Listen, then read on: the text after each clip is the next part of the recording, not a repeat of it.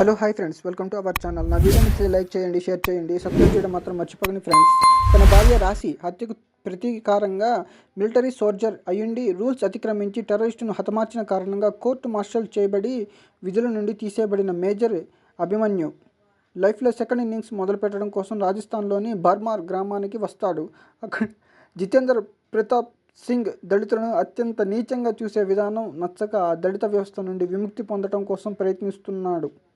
లేదా వేద boxing training ఇవ్వడం మొదలు పెడతాడు. కట్ చేస్తే వేద అన్నయ్యకి ఓ అగ్రకులానికి చెందిన అమ్మాయిని ప్రేమించడంతో అందరి జీవితాలు ఒక్కసారిగా ఛిద్రమవుతాయి.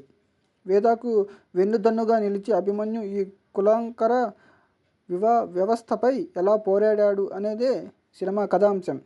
ఒక అమ్మాయికి, అందులోనూ దళితురాలికి సహాయంగా ఒక ఆర్మీ మేజర్ నిలవడం అనే పాయింట్తో అద్భుతమైన కమర్షియల్ సినిమా తీయొచ్చు. కానీ డైరెక్టర్ ఎమోషనల్గా ఆర్టికల్ 15 తరహాలో ఆలోచింపజేసేలా తీసిన సినిమా అందులో బెడిసి కొట్టింది. అందులో ఎమోషనల్ కనెక్టివిటీ అసలు లేకపోవడం మెయిన్ మైనస్గా మారింది. ఓవరాల్గా కమర్షియల్ హిట్ కొట్టాలన్న జాన్ అబ్రహం ఆశ నిరాశ అయింది.